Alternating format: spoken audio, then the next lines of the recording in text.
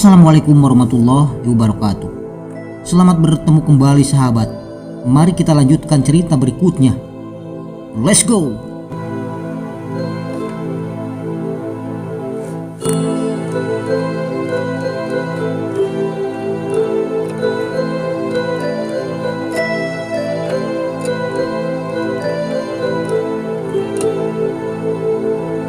Akhirnya aku terbangun dari mimpiku. Sesudah aku mengalami mimpi buruk itu, aku pulang ke kosan Rian dan tidak pulang ke rumah. Setiap kuliah, aku pulang ke kosannya Rian. Niat dalam hatiku karena aku merasa khawatir akan keberadaan Nova semenjak mimpi yang aneh itu. Aku menemui Nova karena hatiku menjadi gak tenang sebelum bertemu dan memastikan bahwa Nova baik-baik saja. Alangkah terkejutnya aku pas tiba di kosan Nova. Pintunya dikunci dan aku ketuk kosan sebelahnya. Tapi pas aku lihat sama dikunci. Di situ kosannya ada 5 ruangan. Ternyata dikunci semua, digembok. Dengan rasa was-was dan kecewa, aku pun balik ke kosannya Rian dan bertanya pada Rian. Rian pun ditanya bukannya jawab malah geleng-geleng kepala dan beristighfar. Astagfirullahaladzim, John. Kamu yang tabah ya. Kali ini aku mau bercerita sama kamu. Tolong didengarkan. Kamu jangan marah kepada aku. Kamu jangan berprasangka buruk kepada aku. Aku sebahagia semangatmu. Aku tidak ada maksud apa-apa. Aku cuma kasihan sama kamu. Karena kamu sahabatku. Aku patut untuk menolongmu. Kali ini dengan rasa penasaranku, aku pun mau mendengarkan kata-kata Rian. Dan aku mendengarkan cerita dari Rian. Rian memberitahuku setelah dia ngasih tahu aku bahwa Nova itu bukan manusia. Cuma aku gak ngegubrisnya. Dia khawatir dan dia berusaha menolongku tanpa pengetahuanku. Dia selama sepengetahuanku, dia bolak-balik ke rumahnya Farangga, yaitu seorang ustadz yang masih saudaranya ibu kos. Rian juga berkata padaku bahwa dia telah menceritakan semua yang telah terjadi pada ibu kos. Makanya ibu kos menyarankan Rian menemui Pak Ustadz, yaitu saudaranya ibu kos atau kakak kandungnya ibu kos. Ibu kos mempertemukan Rian dengan Pak Ustadz. Rian meminta tolong pada Pak Ustadz untuk menolong temannya, yaitu aku. Aku mendengar keterangan dari Rian, alangkah terpukul sekali perasaanku dan shock saat itu. Setelah bercerita, aku dibawa sama Rian untuk menemui ibu kos, dan setelah itu ibu kos mengajak Rian sama aku ke Pak Ustadz. Dan di sana aku dibawa ke kamar khusus oleh Pak Ustadz. Sementara Rangga dan ibu kos menunggu di ruang tamu. Dan tak lama setelah aku duduk di ruangan khusus itu, Pak Ustadz pun berkata, "Adik Jody, jangan khawatir nak. Bapak siap membantu dan menolong kamu. Kamu itu seorang yang peka dan gampang ditemui oleh makhluk gaib. Kamu itu punya kelebihan bisa melihat makhluk halus. Tapi kamu tidak punya penahan, panduan dan pengunci jiwa kamu," ucap Pak Ustadz kepada diriku. Dia pun menceritakan asal muasalnya Nova, itu wanita yang selama kurang lebih 6 bulan telah menjadi pacarku. Pak Ustadz menjelaskan padaku bahwa Nova itu sebenarnya sudah meninggal 2 tahun silam.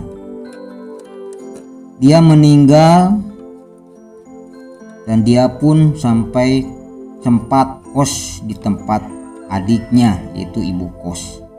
Dan sekarang kosan itu ditutup, dijadikan gudang karena banyak para wanita yang kos di situ sering kesurupan. Dan wanita itu pernah juga menemui Rian, teman aku, cuman Rian berbeda orangnya. Mungkin wanita yang menemui kamu itu adalah sama yang seperti pernah menemui Rian. Dia adalah jin korinnya Nova, dan mungkin ada pesan yang ingin dia sampaikan selama 2 tahun. Jin korin ini baru bisa mendapatkan orang yang bisa untuk menyampaikan pesannya, yang mungkin aku orangnya. Ucap Pak Ustadz menceritakan semuanya, tiada yang disembunyikan. Dan sekarang pejamkan matamu, baca surat Al-Fatihah 3 kali, Qul Hu Falaq Binas 3 kali, dan sebelumnya tarik napas, dan Bapak akan mendampingimu. Ucap Pak Ustadz, dan aku pun menuruti apa dari kata Pak Ustadz, dan mulai membaca suruhan Pak Ustadz sambil memejamkan mata. Alangkah terkejutnya aku tiba-tiba setelah usai membacakan surat Al-Fatihah dan Qul Hu Falaq Binas, aku hilang kesadaranku. Tiba-tiba aku tahu-tahu berada di tempat yang aneh, dan tiba-tiba ada yang menumpuk pundakku dari belakang. Aku lantas menoleh, ternyata itu Pak Ustadz. "Jody, jangan khawatir, Bapak ada di sampingmu. Mari ikut Bapak," ucap Pak Ustadz. Aku pun mengikuti Pak Ustadz masuk ke suatu tempat yang begitu menyeramkan, di mana sekelilingnya banyak pohon-pohon yang besar. Tibalah aku di suatu tempat, dan Pak Ustadz pun berhenti berjalan dan berkata, Jody, coba kamu lihat itu. Jin korinnya Nova itu ada sisi baiknya dan sisi jahatnya.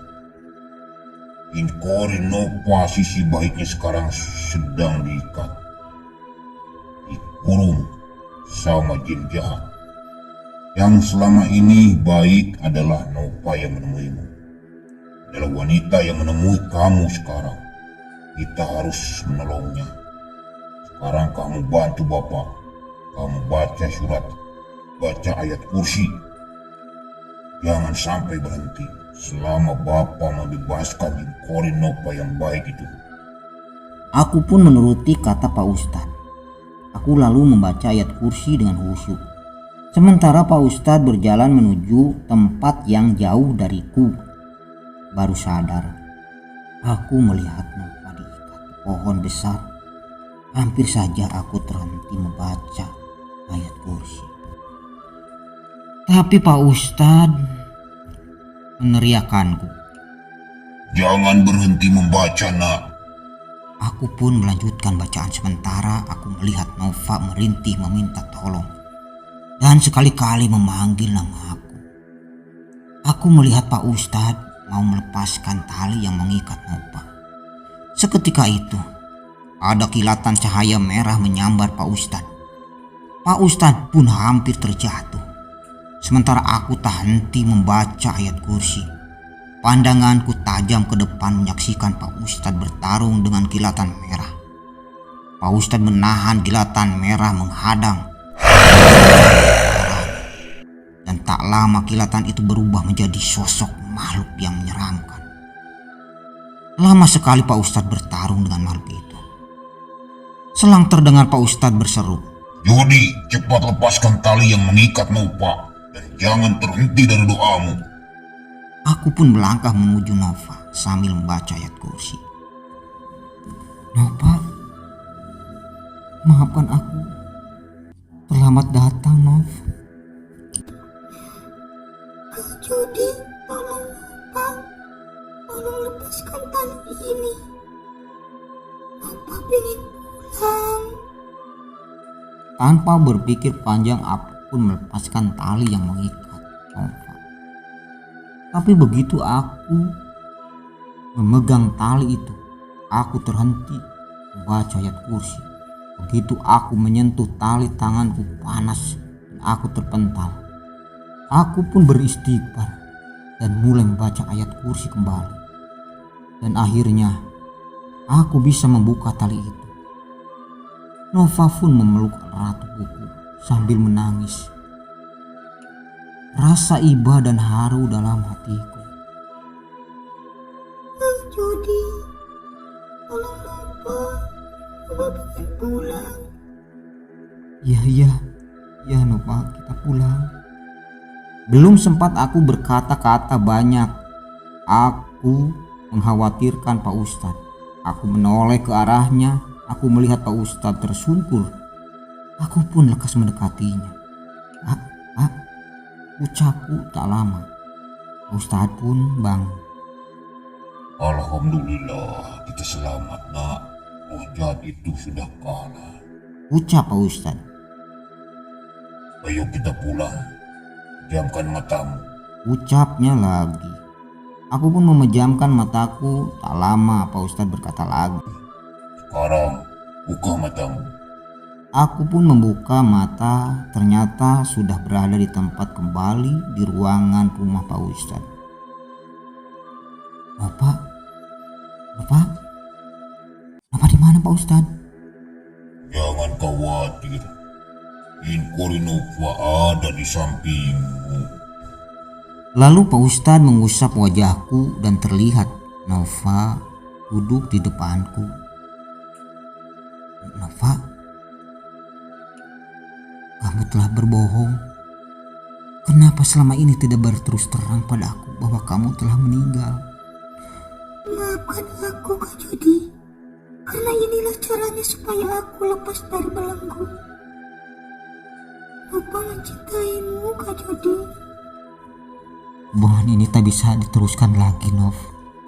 Aku pun tak kuasa menahan air mata melihat keadaan Nova tertunduk. Nov, aku juga mencintaimu, Nov. Tapi apa boleh buat?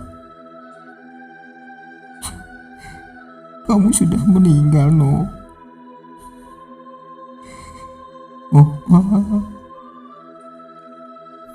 Kak Jodi, aku ingin pulang. Tolong pindahkan tempat kuburku di Gunung Gelis. Sampaikan pada orang tuaku supaya memindahkan tempat aku dikubur. Iya, Nov. Jadi akan sampaikan pesanmu. Tanpa disadari aku meluk Nova di depan Pak Ustadz. Tapi pelukanku kosong. Aku tak bisa memeluknya. Dan Nova pun berkata, Maafkan Nova. Selama ini tak terus terang. tak lama Pak Ustadz berkata, Sudahlah, nak. Jangan berlarut-larut dalam kesedihan. Sekarang kita ada tugas untuk menyampaikan pesan pada orang tuanya. Aku pun berhenti menangis. Dan singkat cerita, aku, Rian, dan Pak Ustadz pergi ke kampungnya Nova, yaitu di daerah Sumedang. Setibanya di rumahnya Nova, aku bertemu dengan orang tuanya. Begitu terkejutnya setelah Pak Ustadz dan aku menceritakan kepada orang tua Nova. Mereka berdua menangis karena teringat kembali kejadian silam sejak ditinggalkan oleh anaknya Nova. Dan di situ pertemuan terakhirku bersama Nova. Aku bilang sama orang tua Nova bahwa dia ada di tengah-tengah kita. Nova pun memeluk orang tuanya, sedangkan orang tuanya tidak menyadari. Dan aku menyampaikan apa dari pesan Nova kepada orang tuanya. Terakhir Nova memelukku dan berkata sambil menangis kepadaku. Bang Jody, selamat tinggal sayang. Terima kasih atas segala bantuan Kang Jody pada Nova. Aku pun tak bisa menjawab, cuma menganggukkan dan menunduk karena takut yang lain melihatku menangis meneteskan air mata. Sementara aku pas menengadah, Nova pun sedikit demi sedikit menghilang dan melambaikan tangan padaku. Dari kejadian itu, aku sangat terpukul dan mengalami sakit dan sering melamun. Dan sementara makam Nova sudah dipindahkan ke daerah Sumedang tempat orang tuanya. Bersyukur sekali aku mempunyai teman Rian. Dengan nasihat dan bantuannya, aku pun sembuh dari sakit dan bisa mengikhlaskan kejadian yang menimpaku selama ini. Terakhir aku berziarah ke makam Nova, ditemani dengan sahabatku yaitu Rian. Nova, selamat tinggal sayang. Semoga engkau tenang di alam barzah. Semoga Allah menempatkan rohmu dengan roh-rohnya orang solihin. Amin ya Allah ya Rabbal. Dengan berat rasa hati aku pun meninggalkan makamnya Nova dan pulang. Semenjak kejadian itu, selama 7 bulan aku kembali tegar dan kehidupanku normal kembali. Alhamdulillah sobat. Usai juga cerita ini. Semoga menjadikan cermin bagi kita, ambil sisi baiknya, buang sisi jeleknya.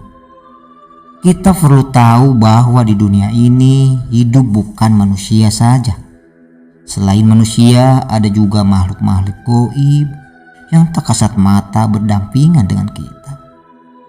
Oleh karena itu, kita harus waspada dan jangan lupa berdoa dengan rasa hormat dan berat hati.